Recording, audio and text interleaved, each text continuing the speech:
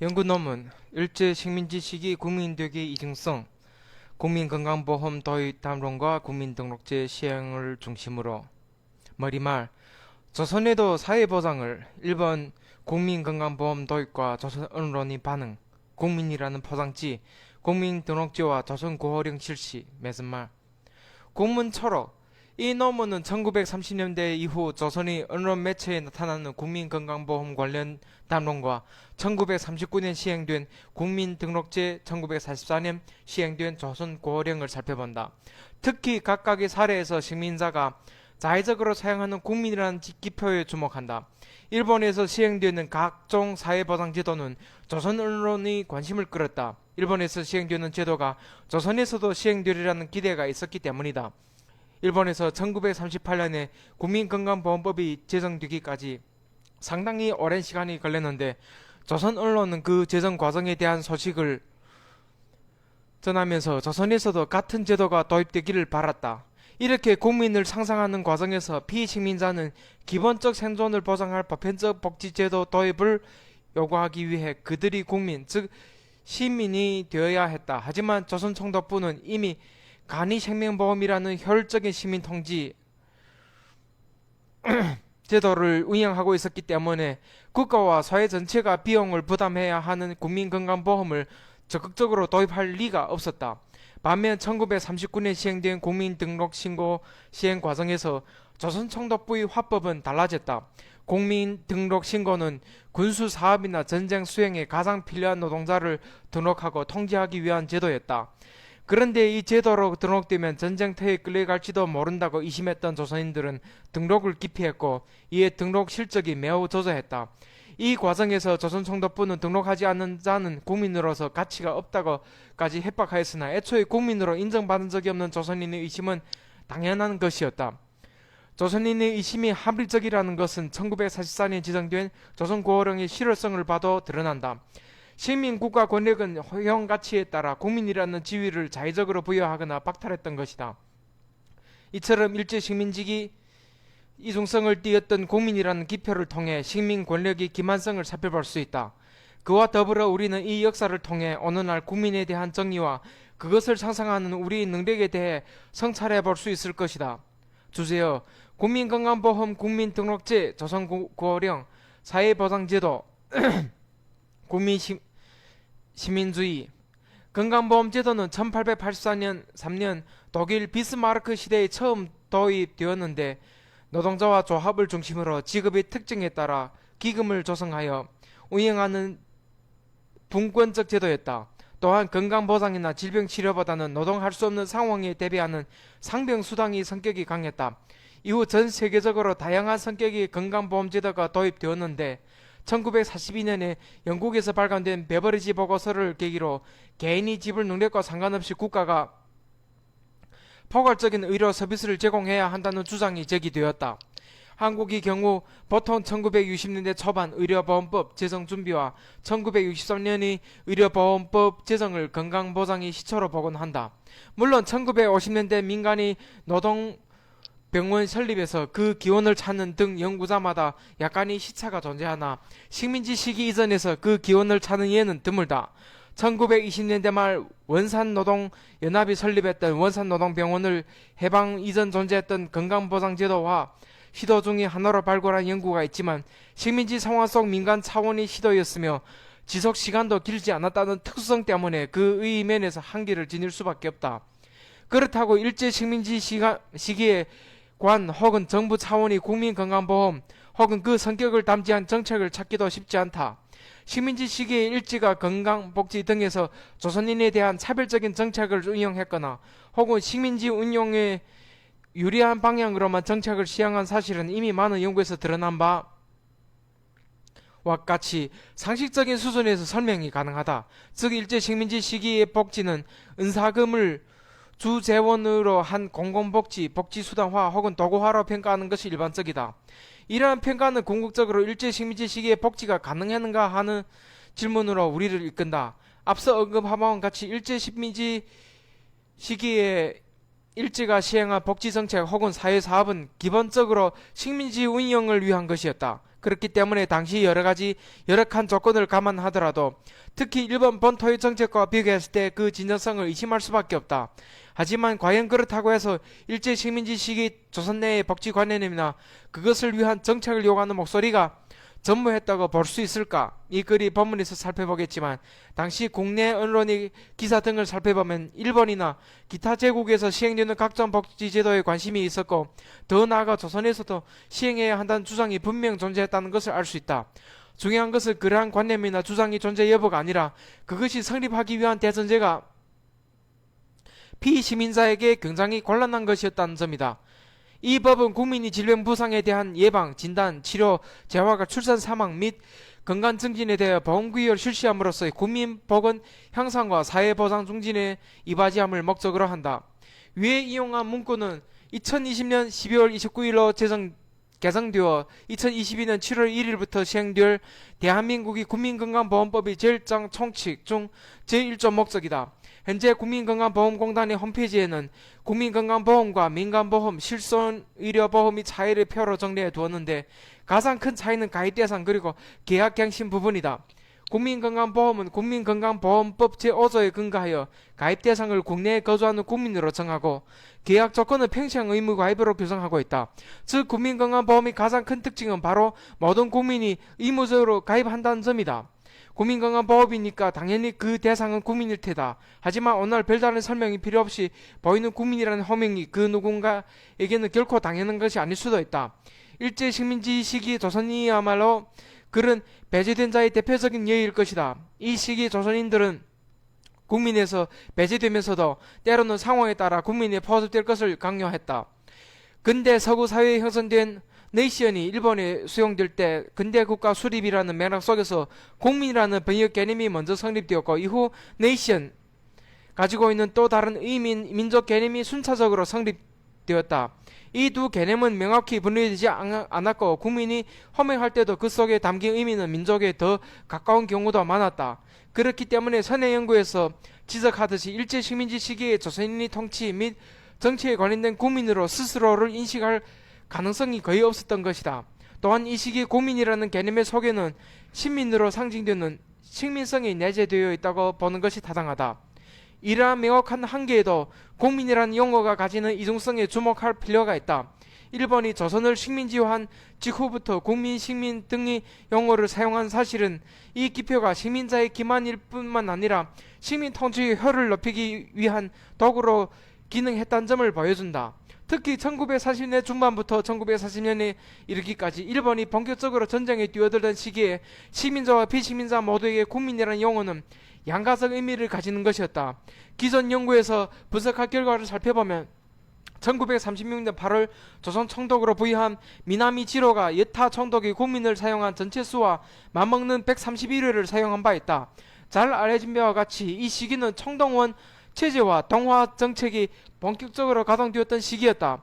한편 이 시기 국내 주요 언론이었던 동아일보와 조선일보에 사용되는 국민의 빈도도 급격히 증가했다. 이 글에서는 1930년대 이후 조선의 언론 매체에 나타나는 국민건강보험 관련 담론과 국민등록제 및 조선고령 시행 과정을 살펴보고자 한다. 특히 전쟁동원과 함께 복지제도의 보편 적용을 희박하게나마 기대하는 시점에서 보편성을 담보하는 국민이라는 용어가 피시민자에게 얼마나 곤란한 용어인지 엿보고자 한다. 물론 사회보험법이 범주에 포함되는 국민건강보험과 전시동원 및 통제를 위해 시행한 국민등록제는 그 목적과 성격이 분명히 다른 제도다. 그러나 국민건강보험의 확대 적용을 기대하는 측과 국민등록제를 적용하려 했고 또 기피했던 각 주체들에게 국민이라는 기표는 중요하게 작용하고 있었다. 따라서 이 두 제도를 두고 사용된 국민의 양상을 살펴보면 국민이 이중성을 보여줄 수도 있다고 생각한다. 그와 더불어 1939년 시행된 국민등록제 시행 과정을 통해 국민이라는 용어를 동원이 포장지로 활용하려는 일제의 의도와 그것을 소극적으로 거부한 조선인의 간극도 살펴볼 것이다. 이 과정을 통해 오늘날 한국 사회에서 복지정책의 수혜 대상으로서 국민이란 무엇인지에 대해서도 되돌아보는 계기가 되기를 바란다. 조선리더 사회보장을 일본 국민건강보험 도입과 조선 언론의 반응.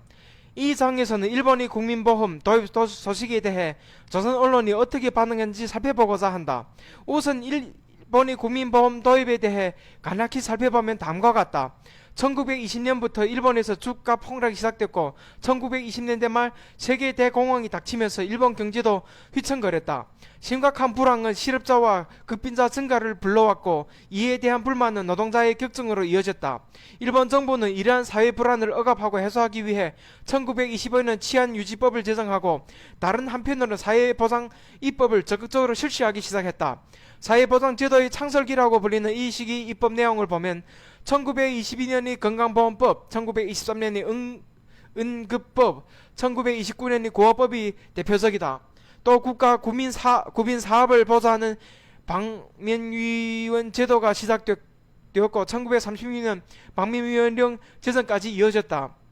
이중 1922년 제정된 건강보험법은 1918년 최신성 발안으로 실시된 간이생명보험 촌타기 제도에서 시작되다가 보는 것이 일반적이다. 1935년에는 사회보험 조사회관제가 제정되어 사회보험 연구가 본격적으로 시작되었고 이를 바탕으로 1938년 국민건강보험법이 제정되었다. 이 시기 건강보험법은 여전히 전 국민을 대상으로 하는 사회보장법을 추구하기보다는 군사력, 노동력 보존과 노동쟁의를 줄이는 것이 주목적이었다. 그럼에도 법안의 명칭에 국민을 포함했다는 것은 적어도 명분면에서는 사회구성원 전체를 포괄하여 적용 대상으로 삼겠다는 의지가 드러냈다고 볼 수 있을 것이다.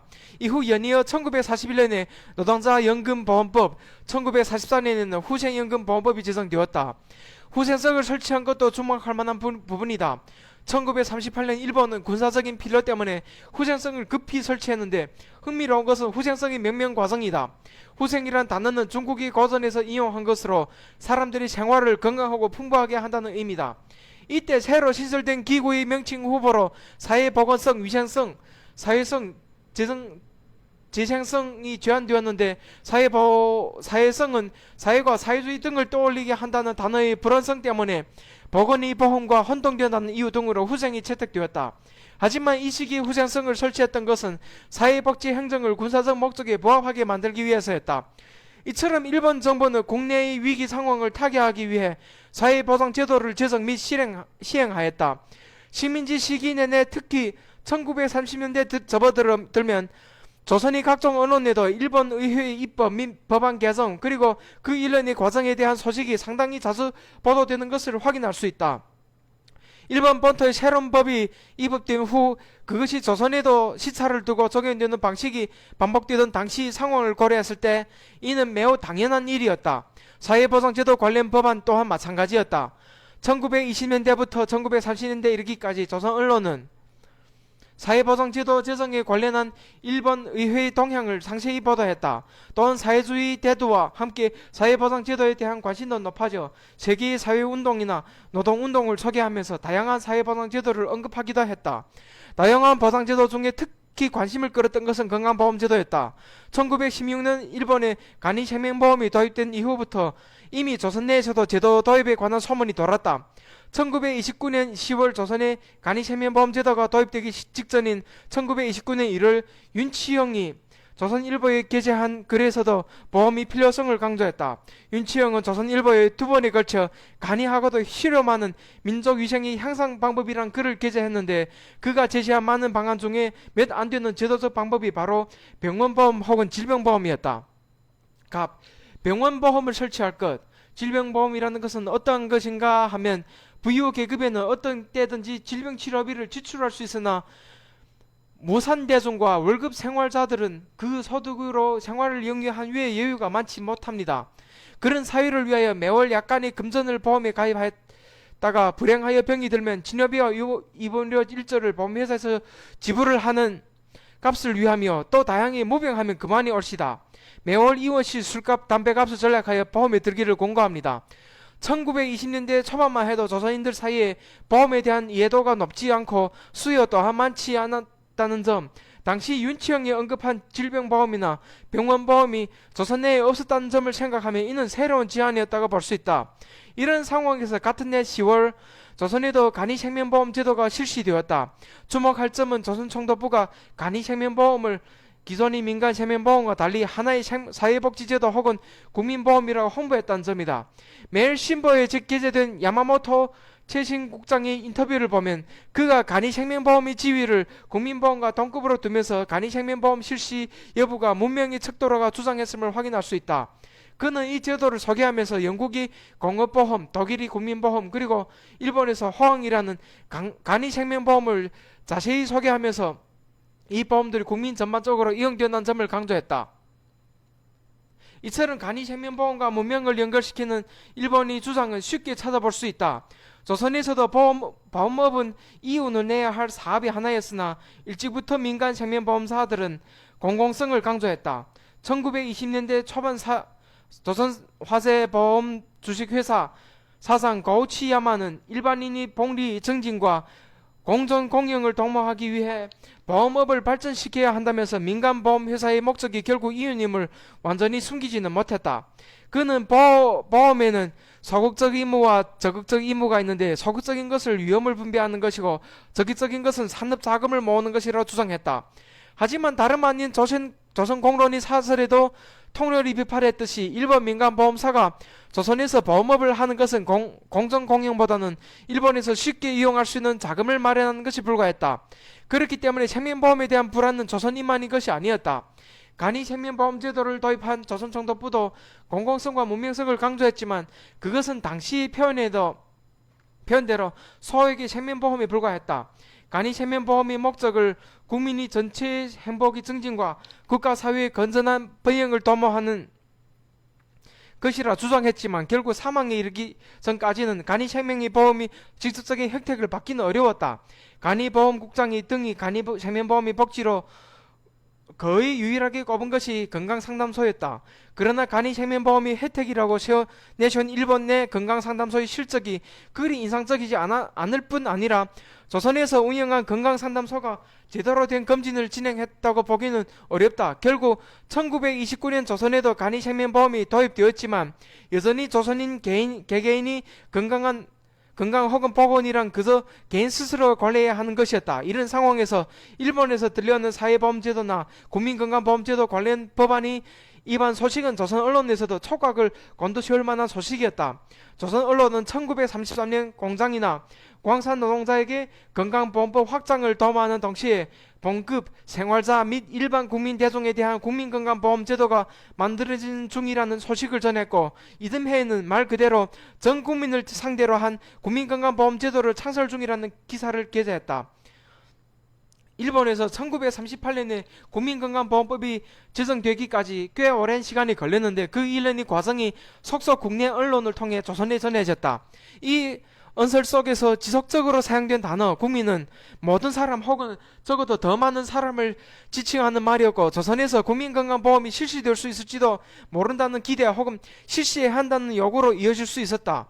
일본에서 건강보험이 적용 범위를 대대적으로 확대하려는 소식이 조선에도 전해지던 1934년 동아일보에는 국민보험 문제라는 제목의 사설이 일면에 게재되었다. 이 사설은 국민보험을 조선에서도 실시하는 것이 어떤가라고 질문을 던지며 국민건강보험에 대한 상세한 설명과 일본의 진행 상황 그리고 조선의 보건위생 실정을 볼 때 국민건강보험이 필요함을 피력하였다.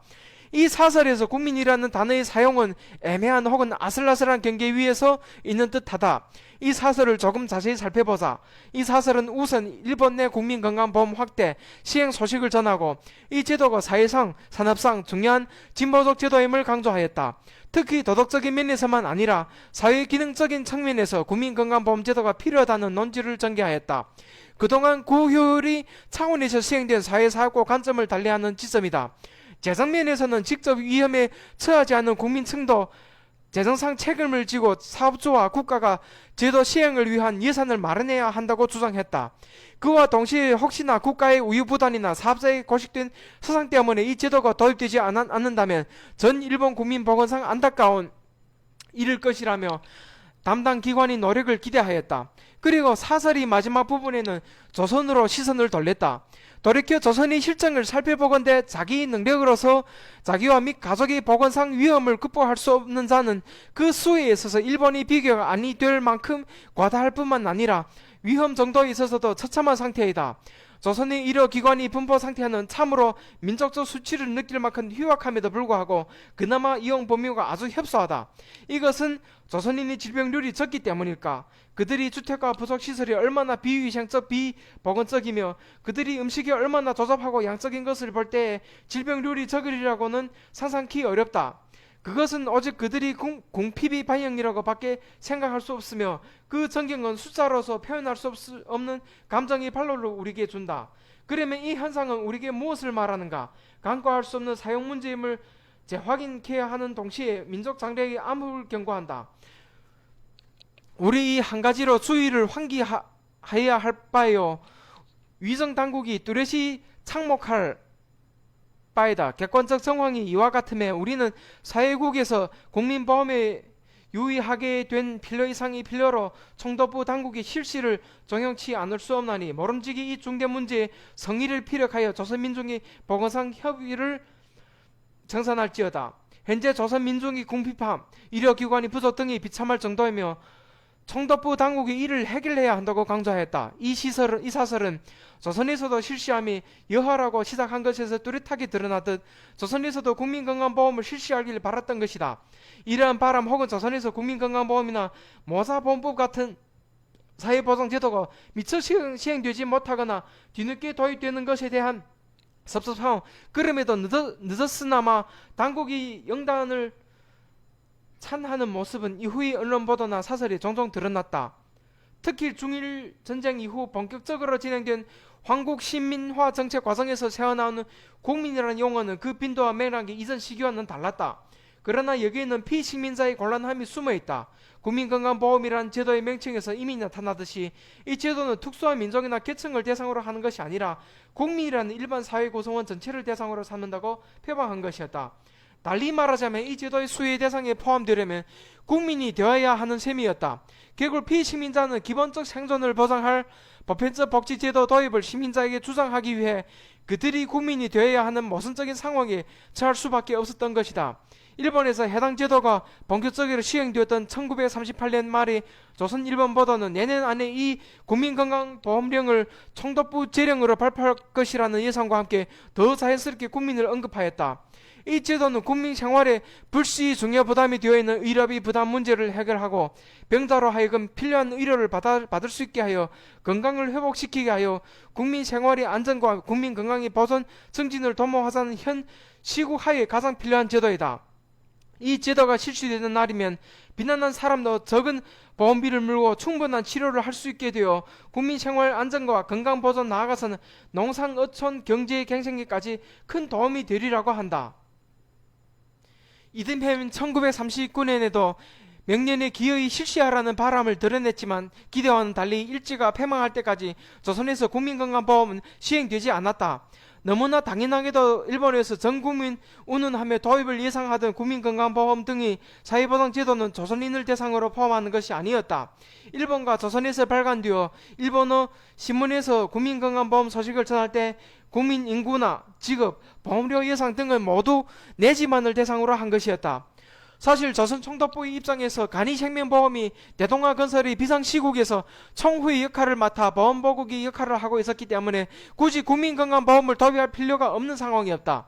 고유와 강제 사이에서 간이생명보험의 양적 실적은 나날이 증가했고 그에 비해 국가 및 사회가 비용을 분담해야 하는 국민건강보험은 매력있는 제도가 아니었다. 비상시국이 심해갈수록 간이생명보험이 생활 개선과 생활 안정을 가져온다는 목소리가 높아졌지만 결국 국민이 지위에 다다를 수 없었던 조선인들은 국민건강보험 같은 사회적 제도가 아니라 자연적 건강보험 같은 각자 도생의 방법을 기댈 수밖에 없었다. 어떤 종류의 보험에 드는 데는 얼만큼 돈이 든다. 그러나 남녀노소를 물론하고 누구나 들 수 있는 건강보험이 있으니 이것은 비싼 보험료나 귀치않은 월부금을 지불할 필요가 없다. 즉 충분한 수면과 휴식, 밤낮으로 신선한 공기를 호흡하는 것, 일광에 쪼이는 것, 깨끗하게 하는 것, 물을 많이 마시는 것, 정당한 음식을 적당히 취하는 것, 적당한 배설 경쾌하고 몸에 맞는 의복을 입는 것, 일하고 또는 노는 것, 좋은 정신적 습관, 그리고 마지막으로 하나님과 이웃에 대하여 깨끗한 양심을 가지는 것, 이것은 마지막이나 결코 중요치 않다는 것은 아니다. 국민이라는 포장지, 국민등록제와 조선고호령 실시, 강제 병합 이전인 1909년 민적법이 발표되었고 1910년 5월부터 민적조사가 실시되었으나 이 조사로 허적이 완성되었다 한들 조선인이 일본인과 동일한 국민이 될 리는 없었다. 1920년대 초반에도 조선에서 국민이라는 단어가 쓰였으나 그것은 명백히 일본 국민을 자칭하는 것이었다. 일장에서 본 것처럼 조선 언론 등은 국민건강보험 등 일본에 도입한 사회보장 제도를 조선에도 적용하여 일반 조선 민중의 비참한 삶을 개선되기를 바랐지만 조선 총독부나 일본인들의 시각은 달랐다. 예를 들어 샤쿠오 신조는 조선인의 3분의 1이 빈민이라고 인정하면서도 그들 모두를 지원하기는 사실상 불가능하니 지구 소개사 등을 통하여 철도공사나 시립사업, 북선 방면이 수력전기 사업에 투입하여 생활 상태를 개선하는 방식을 주장했다. 샤코의 이 주장은 눈여겨볼 필요가 있다.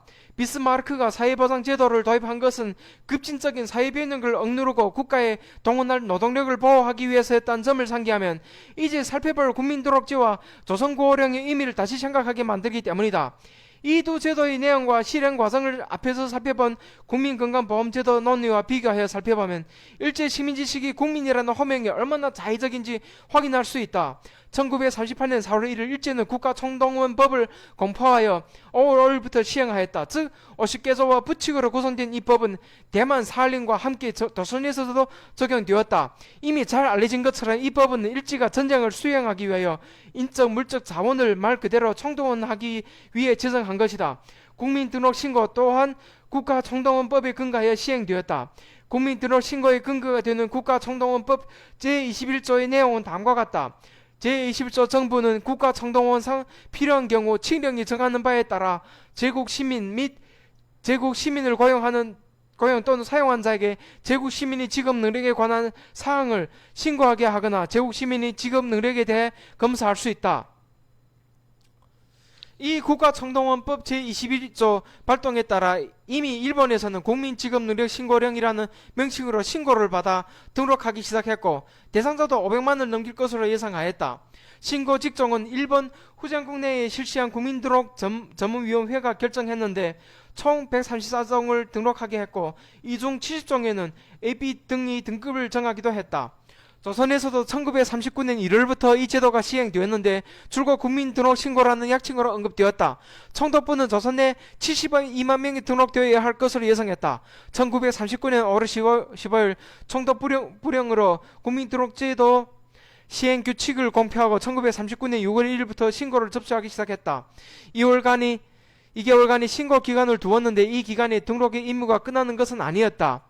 일만지 기술적 블럭을 편성하기 위해 언제든지 등록부만 보고 증명할 수 있도록 하는 것이 이 목적이었으므로 일제 신고 기간이 끝나더라도 조선총독부이 지정한 직업에 취업한 후 3개월 되는 날부터 그 다음 달 말까지 신고해야 하는 제도였다. 위반자는 50원 이내의 과료 혹은 벌금에 처했다.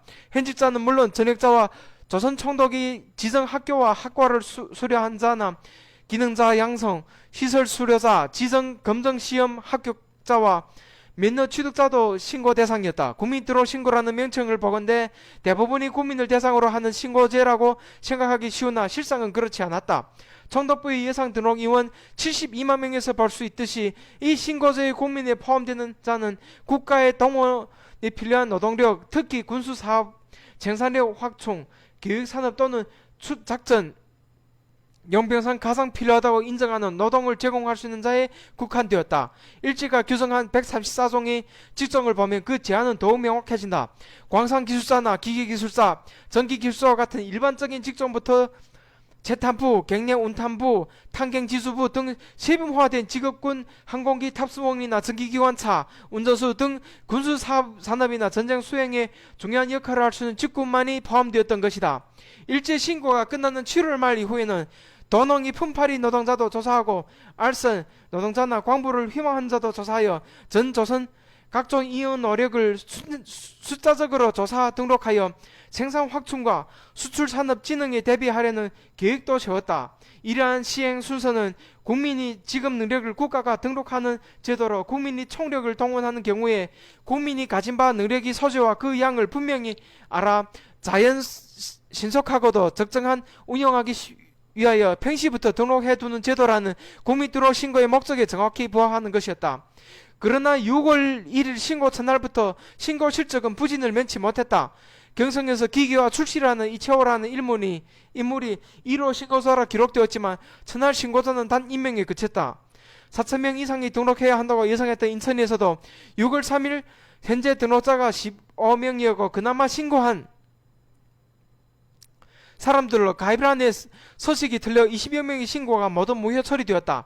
실시 이전부터 국민등록강연회 등을 개최하여 신고를 장려했던 조선청도부는 저조한 실적에 크게 당황하였다. 미신고자의 처벌을 강조하거나 강습회를 개최하고 각 국민의 등록 실적을 올리기 위한 직업회의를 개최하거나 경고 통첩을 보내는 등 여러가지 방법을 시도해보았지만 실적 개선은 쉽게 달성되지 못했다. 경성부에서는 선전비라 15만 장을 만들어 각 가정에 돌기까지 했으나 별 소용이 없었다. 7월 중순이 지나도 상황이 나아지지 않아 경선부 신고자가 3천에 불과했고 이에 접수 기간을 연장하여 토일도 매일 오후 6시까지 접수를 받았다. 인천부의 경우 7월 말에 접어들었을 때조차 예상 인원이 15% 정도만 등록했을 정도였다. 마감 기한에 달하여 기업 및 공장주를 압박하고 처벌 강화를 강조하며 단체 등록을 독촉했지만 등록 성적은 3분의 1에도 미치지 못했다. 그렇다면 왜 조선인들이 국민등록 성적이 저조했던 것일까? 조선청독부 당국이 당황한 기색과 마땅한 대책을 내놓지 못하는 모습을 보면 그 원인을 알지 못했던 것처럼 보이지만 실은 그렇지 않았다. 조선 언론이 이 지면을 빌려 일부의 오해라고 언급한 내용을 보면 일제당국은 오히려 그 원인을 너무나 정확하게 알고 있었던 것으로 보인다. 이제 이것이 이와 같이 부진되는 원인에 대하여 일제당국자의 말을 들으면 국민등록은 시국에 관한 실시 사항 중에도 처음 되는 일인 동시에 그 내용이 상당히 복잡하므로 최고 지휘자 당국인 청독부 당국에도 그래서 일반에 대한 지도와 선전을 다른 것 이상으로 철저히 하여도 예정대로 되는지 말는지 할 것인데 이번 청독부로서의 선전은 극히 소극적이며 불충분하였기 때문에 일반이 잘 모르는 것으로 물론이고 그 반면 기술자들까지도 인식이 되지 못하여서 그와 같이 신고 성적이 불행하다는 것이다. 우선 당국자가 생각하는 등록 부진의 원인은 선전 부족이었다. 그러나 앞서 살펴본 바와 같이 대책 마련을 위해 각 지방별로 회의를 소집하여 강습회의 혹은 강의회를 개최하거나 포스터 전단지를 제작하여 배부하고 더 나아가 일일이 각 가정을 방문하는 방법까지 동원했다면 선전이 부족했다고 보기는 어려울 듯하다. 게다가 조선청독부는 철도국을 비롯할 일반 민간 공장이나 회사의 사주를 압박하여 단체 등록까지 종용한 바 있다. 또 일반이 잘 모르는 것 때문이라고는 했지만 이미 1935년부터 의사, 수의사, 서원 등 특수 직종의 직업군이 신고 및 등록을 진행했고 관계 법률까지 조선에서 출간한 상황이었다. 일부에서는 국민등록을 오해하여 신고를 하여 두면 후일 전지로 동원되지 않는가 하는 의심도 품고 있는 듯하여 아직 국민등록을 이해하지 못한 데 폐단이 잠재하여 있는 듯하다 한다. 일부에서는 국민등록을 오해하여 전지에도 뽑혀가지 않느냐고 부사회과에 물어오는 이도 많은 바 일반 여등록자는 남자답게 기한에 신고를 마쳐 총동원 편성에 지장이 없어야 할 것이다. 오히려 일부의 오해야말로 조선인들이 신고에 관심을 가지지 않거나 거부한 진짜 이유였다고 봐야 한다. 조선인들은 국민으로 등록될 경우 전쟁터로 끌려갈지도 모른다고 걱정했던 것이다. 조선청독부는 이를 두고 아직 국민등록을 이해하지 못하는 폐단이라고 했지만 피시민자들이야말로 전시 체제하 국민등록의 의도를 제대로 파악했던 셈이었다. 이 글에서 주목하려는 점은 국민건강보험 담론에서 시민자와 비시민자가 각자 달리 국민이라는 호명을 사용한 방식이 국민등록제 시행 때는 완전히 전복되었다는 점이다. 조선인은 사회보장 제도를 이야기할 때 국민에서 배제되었던 반면에 총동원 체제 하에서는 국민으로 등록될 것을 요구받았다. 국민등록제 시행 때는 심지어 지금부터 등록되지 않은 자는 국민이 가치가 없을 모양이라는 협박을 당했다. 마치 등록제 시행 이전에는 국민의 가치를 온전히 인정했던 것처럼 말하지만 실상은 그렇지 않다는 것을 다수의 피시민자들도 알고 있었다. 일본에서든 조선에서든 국민등록제는 국민 전체를 대상으로 한 것은 아니었다. 그러나 시민자의 자의적인 호명은 오히려 피시민자에게 의심의 여지를 남겼다. 결국 피시민자의 국민 지위는 시민자의 처지와 잣대에 따라 순식간에 바뀔 수 있었기 때문이다. 그것을 보여주는 것이 바로 조선구호령이다. 일제는 1938년 일본 본토에 후쟁성을 설치한 이후 1941년 조선에도 후쟁국을 설치하였다. 설치 당시 후쟁국 사무본장의 설명에서는 시국이 긴박하고 한층 강화된 노동동원을 위해 복잡다기한 노무 대책을 급히 정비할 목적과 보건위생, 체력 증진에 대한 여러 대책, 각종 사회시설, 복리시설을 담당할 인적자원의 기초배양을 위해 항구적인 대책을 담당하기 위해 종래 내무국 및 경찰국에서 분장되었던 사무를 통합하고 새로운 후생석을 설치한다고 하였다. 그러나 1942년 11월 1일 조선총독부 기구가 재편성되면서 후생국은 폐지되고 그 위상 또한 대폭 축소되었다. 이렇듯 전시체제 하에서 조선의 사회보장제도는 형식상으로조차 제대로 유지되지 못했는데 1944년 3월 2일 제령 12호로 이외의 법안인 조선구호령이 제정되었다. 조선구호령은 1932년 일본에서 실시된 구호법을 기반으로 제정한 것으로 국내 언론이 기대한 것보다 도입이 훨씬 늦어졌다고도 볼 수 있다. 하지만 시행 시기상으로 볼 때는 오해라고도 볼 수 있는데 내용을 살펴보면 그 실효성을 충분히 의심할 만하다. 조선구호령은 일본이 모사법과 의료보험법을 통합한 성격의 법으로 주요 내용은 다음과 같다. 우선 적용 대상을 65세 이상 노쇠자, 13세 이하의 아동, 임산부 불구 폐질, 질병, 산병, 기타 정신 또는 신체의 장애에 의해 노동할 수 없는 자로 제한했다. 구호의 종류는 생활부조, 의료부조, 조산부조, 생업부조로 분류하였으며 겉에 구호를 원칙으로 삼았다. 즉 따로 시설을 마련하지는 않았던 것이다. 이것이 불가능하다고 인정되면 구호시설 수용, 공공시설, 위탁수용, 민간, 가정, 위탁수용을 할 수 있었다. 구호 비용은 전체의 2분의 1 또는 12분의 7 이내 범위를 국가에서 부담하는 것으로 정해졌다. 이상의 내용만을 보더라도 제대로 된 구호가 진행되는지 의문이다. 하지만 더 중요한 내용은 법령 제6장 제30조에 있다. 조선구호령 제6장 잡칙은 그 제목과 달리 매우 중요한 내용을 담고 있다. 제40조의 내용은 다음과 같다. 제30조 구호를 받는 자가 다음 각 호의 일에 해당한 때에는 부윤 또는 읍면장을 구호를 아니할 수 있다. 이영 또는 이영에 의한 명령에 의하여 부윤 또는 읍면장 또는 구호 시설의 장이 행한 처분에 따르지 아니한 때 이유 없이 구호에 관한 검진 또는 조사를 거부한 때 성행이 현저하게 불량하거나 몹시 게으른 때, 즉 국가의 처분에 따르지 않거나 성행이 현저하게 불량하거나 몹시 게으른 자라고 판단하면 국가는 구호를 하지 않는다는 것이었다. 또한 수용시설에 수감될 경우 법령에 따라 적당한 작업을 부과할 수 있었다. 따라 표면적인 실시 목적과 달리 실제 혜택을 받을 가능성은 현저히 낮았고 오히려 악용될 소지가 있었다. 적용 대상과 적용 비용 등이 제한적이었고 제한 기준이 선정 방식이 불투명했으므로 조선구호령은 단편적이고 임시적인 조치로 평가해야 할 것이다. 하지만 이를 두고 단순히 시민 통치 일환으로 도입된 정책이었기 때문에 정근대적인 구빈 사업이라고 보기보다는 나는 오히려 근대 국가의 자의적인 혈혈 추구에 극에 달했던 시기 단면이라 보는 것이 적절하다고 생각한다. 국민 드록제에서 보듯 시민 국가 권력은 효용 가치에 따라 국민이라는 지위를 자의적으로 부여하거나 박탈했다. 바로 이런 분위기에서 총후를 위한 간이생명보험을 가입하지 않으면 비국민이라는 협박이 가능했던 것이다. 130여 개의 직군에 포함되지 않는 이들, 노동하지 않는 혹은 할 수 없는 자들, 그리고 여성들은 국민으로 등록될 수 없었다. 반면 국민에서 배제되는 조건, 예를 들어 불량하거나 몹시 게으른 정도의 판단은 언제나 명확하지 않았다. 특히 총동원 체제로 접어들던 시기 식민지에서 이러한 근대적 현상은 더욱 노골적으로 심화될 수 있었다. 매순말 1930년대 전쟁과 불황이 동시에 덮친 시민지에서 시민지 본국의 사회보장 관련 법안 적용 소식은 그냥 지나치기엔 꽤나 매력적인 소식이었을 것이다. 문제는 피시민지들에게 차별은 이미 너무나 당연한 일이었다는 점이다. 일본의 식민지 법 적용은 기본적으로 당사자가 속하는 지역의 법령을 적용했기 때문에 근본적으로 차별적일 수밖에 없었다. 또한 당시 국민적 호적을 별개로 해석했던 점도 법이 차별적 적용에 큰 영향을 미쳤다. 물론 이 차별은 시민 통치의 근본적인 성격을 감안할 때 당연하다고 볼 수 있을 것이다.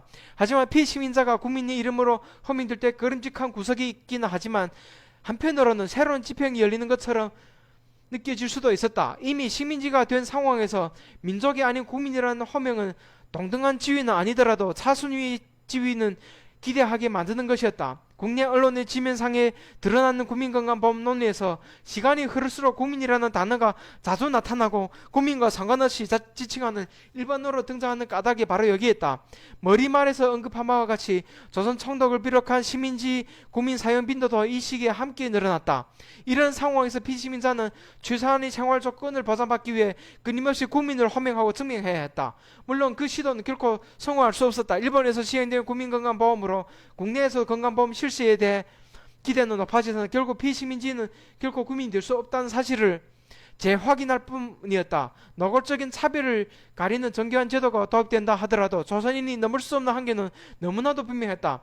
오히려 총동원 체제 속에서 시민자는 그 한계를 겸허하게 흐리고 이용했다. 국민이라는 단순하지만 애매한 용어를 활용하여 넘을 수 없는 한계를 넘나들 수 있는 것으로 보이게 만들었다.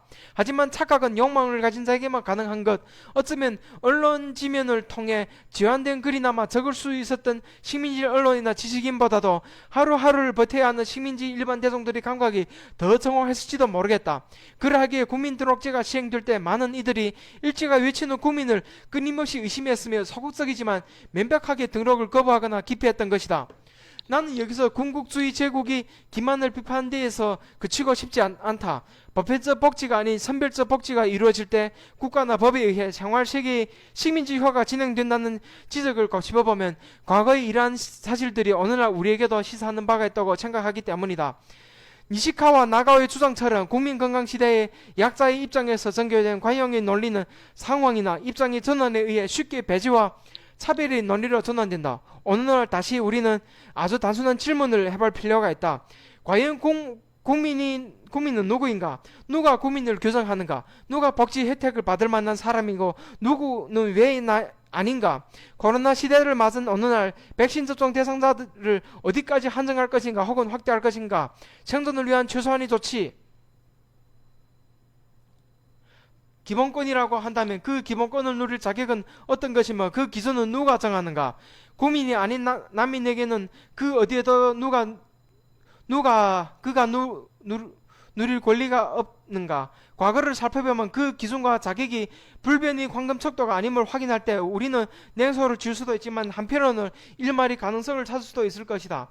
마지막으로 글을 마치기 전에 이 글의 중요한 한계를 언급해 두고자 한다. 이 글에서는 국민건강보험법 실시에 대한 국내 언론의 반응을 주로 다루었기 때문에 이에 관련한 일본 정부나 조선총독부 내부의 논리는 잡히지 못하였다. 물론 일제가 조선에서 국민건강보험법을 실시할 의지가 사실상 없었기 때문에 해당 부분을 잡히지 않은 점도 있으나 공장법 적용 등 여타 사회보험법을 두고 벌어졌던 각 주체의 입장 차는 중요한 부분이다. 다만 일본 내에서도 공장법 제정 및 실시를 복잡다단한 과정을 거쳤고 1940년대 총동원 체제 하에서 실시하려는 근로근본법 또한 국가와 민간 자본의 갈등 속에서 실시되지 못한 바 있다.